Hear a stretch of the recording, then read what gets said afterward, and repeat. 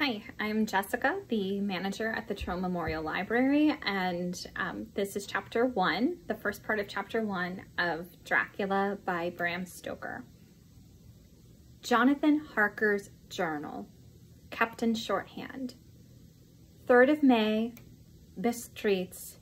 Left Munich at 8:35 p.m. on 1st of May, arriving at Vienna early next morning. Should have arrived at 6:46. But train was an hour late. Budapest seems a wonderful place from the glimpse which I got of it from the train and the little I could walk through the streets.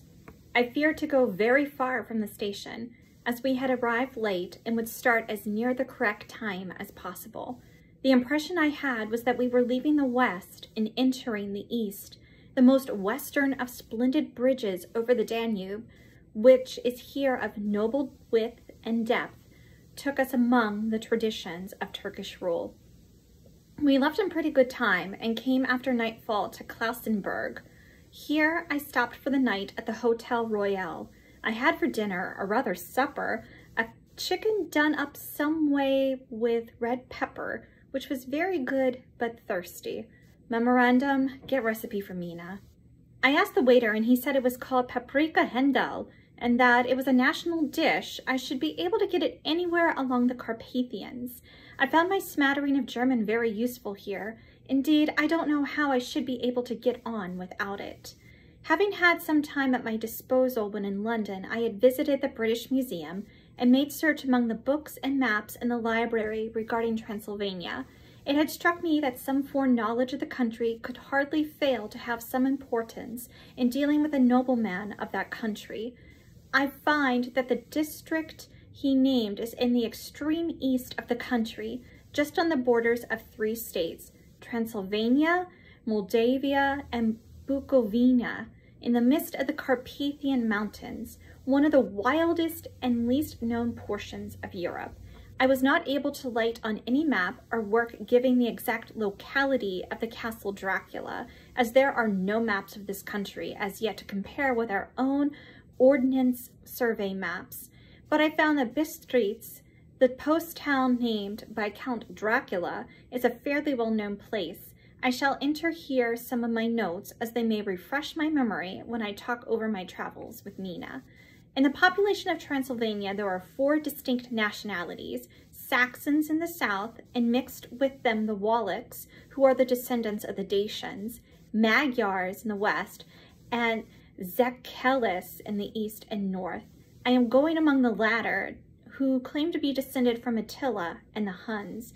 This may be so, for when the Magyars conquered the country in the 11th century, they found the Huns settled in it.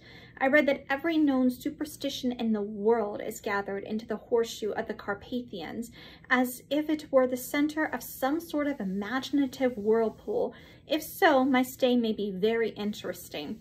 Memorandum, I must ask the Count all about them. I did not sleep well, though my bed was comfortable enough, for I had all sorts of queer dreams.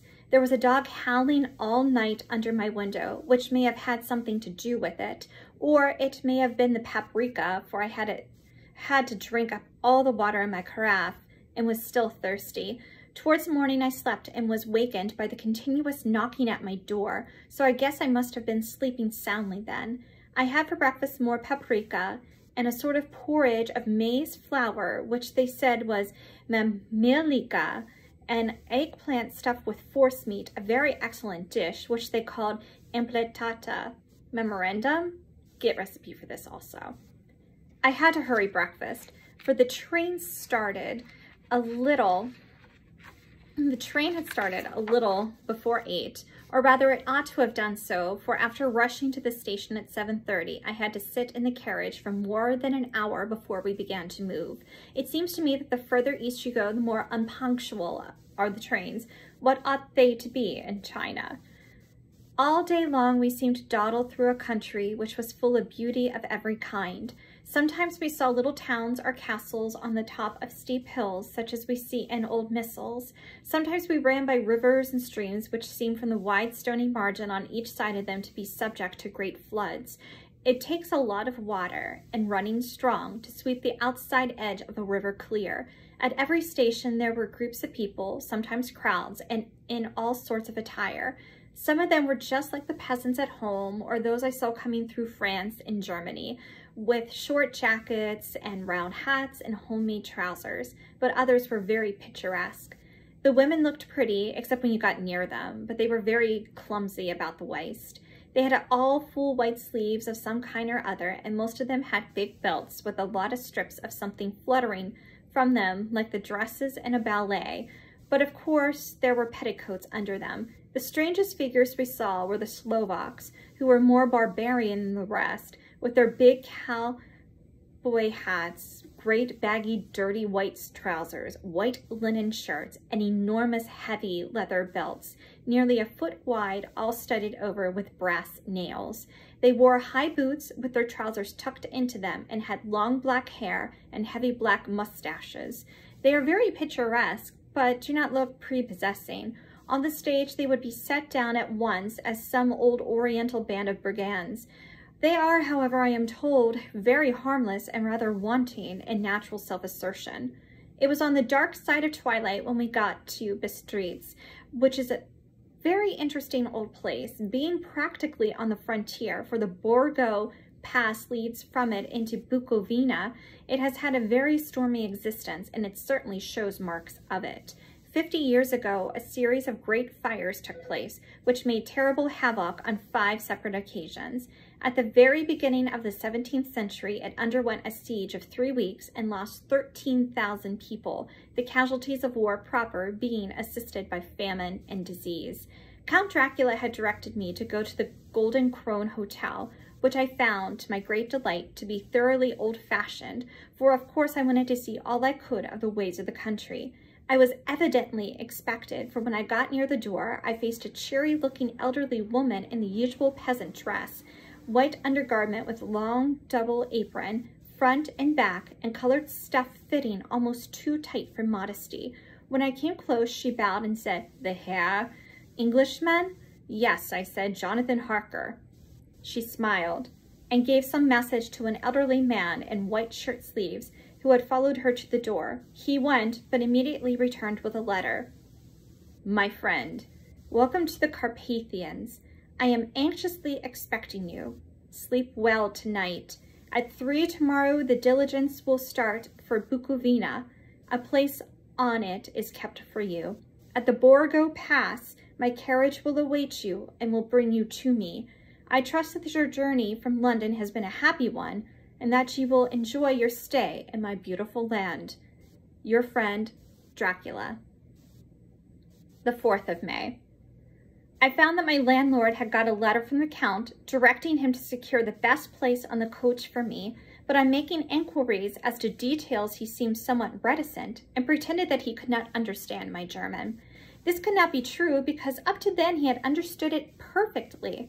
At least, he answered my questions exactly as if he did. He and his wife, the old lady who had received me, looked at each other in a frightened sort of way.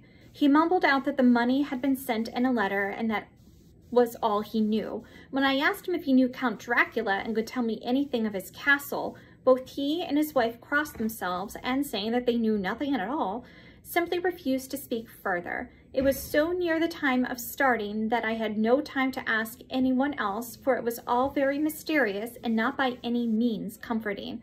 Just before I was leaving, the old lady came up to my room and said in a very hysterical way, "Must you go? Oh, young Herr, must you go?" She was in such an excited state that she seemed to have lost her grip of what German she knew and mixed it all up with some other language which I did not know at all. I was just able to follow her by asking many questions. When I told her that I must go at once and that I was engaged on important business, she asked again, "Do you know what day it is?" I answered that it was the 4th of May. She shook her head and she said again, "Oh yes, I know that, but do you know what day it is?" On my saying that I did not understand, she went on, "It is the eve of St. George's Day. Do you not know that tonight, when the clock strikes midnight, all the evil things in the world will have full sway? Do you know where you are going, what you are going to?" She was in such evident distress that I tried to comfort her, but without effect, Finally, she went down on her knees and implored me not to go, at least to wait a day or two before starting. It was all very ridiculous, but I did not feel comfortable. However, there was business to be done, and I could allow nothing to interfere with it. I therefore tried to raise her up and said, as gravely as I could, that I thanked her, but my duty was imperative and that I must go. She then rose and dried her eyes, and taking a crucifix from her neck, offered it to me.